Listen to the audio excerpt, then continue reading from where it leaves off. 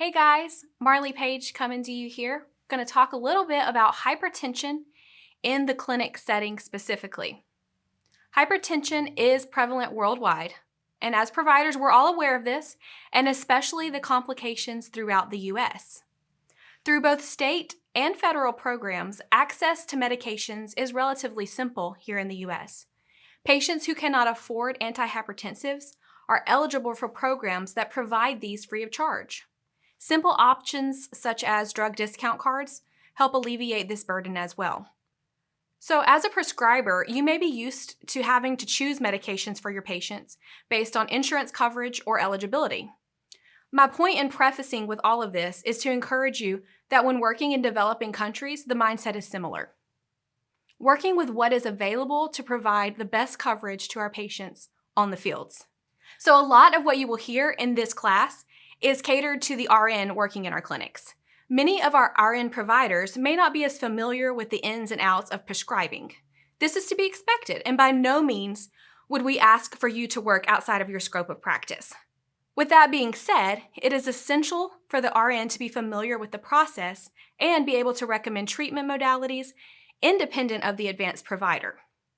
Due to the high volume and rapid flow of our clinic, nurses should be educated on common prescribed medications, diets, and lifestyle modalities.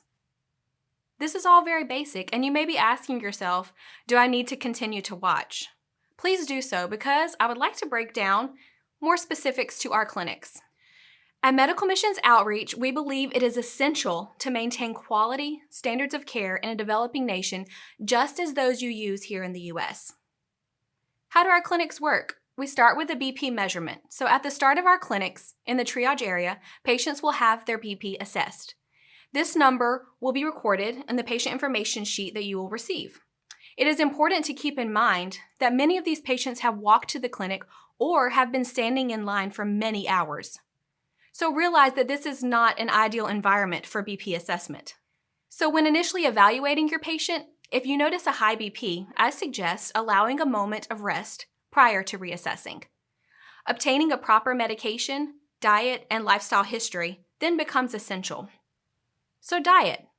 Keeping this in mind, the current recommendations in the US focus first on diet modifications in early stages of hypertensive disease. This does not change based on your geography. So diet modification should begin with assessment of the patient's current dietary status. Obviously, this is going to vary based on your cultural norms and availability of healthy food options. So when signing up for a trip, I suggest reading over common foods of that region. This is sometimes difficult to know until you arrive in the country.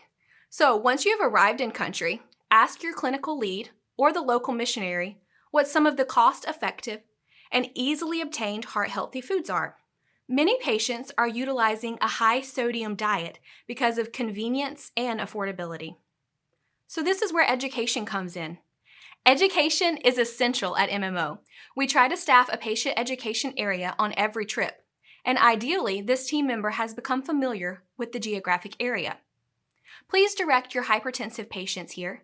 Many times, there will be lines of patients waiting to see a provider, and taking that extra time to educate may strain your workflow. This is when it is wonderful to have a patient educator available to take that extra time. If we are unable to supply specific staff for this area, inquire about informational handouts for your patients. Many of your patients will have a history of hypertension and are currently on medications. In this setting, non-compliance can be a major factor, as many times patients are choosing to purchase food over medication, or there is simply no availability of the medication in their area. Assessing the reasons behind your patient's compliance then becomes vital. So now we're on to medications. Noting your patient's availability to obtain medications is important. Prior to the trip, we try to research and order the most common drugs for that area. Sometimes this is difficult to do as supply and availability varies year to year and sometimes day to day. Most of the medications we obtain and the medications most common in developing countries are going to be your first-generation antihypertensives. Very rarely will you have a patient who is on a combination newer generation drug that you may be familiar here in your practice in the US. For reference, basics are ACE inhibitors such as lisinopril, enalapril, and captopril, beta blockers such as metoprolol and atenolol, calcium channel blockers like amlodipine, ARBs like losartan, and the most common diuretic we use is hydrochlorothiazide. So many times we can substitute the patient's meds with a similar med class, but please note if your patient is well controlled on their medications, I would avoid substituting just because the patient is wanting medications. Many times our patients are wanting free meds, but it's not in their best interest, so please don't substitute between classes. We will happily provide prescription for the local pharmacy as needed. Also, be aware of medications that may interact or complicate hypertensive patients. Current guidelines recommend withholding NSAIDs from patients with hypertension due to risk with kidney function. Additionally, NSAIDs can antagonize the effects of beta blockers, as well as some RAAS inhibitors. There is some mild testing we can do within our clinic settings. We offer urine dipsticks and ECGs for further assessment of advanced hypertensive patients. Use of this is available at the provider's judgment. So when to recommend and prescribe?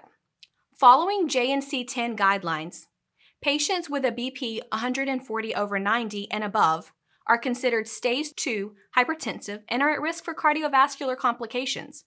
Because of our short-term clinic setting, it is important not to immediately start medications that a patient may not be able to obtain until later.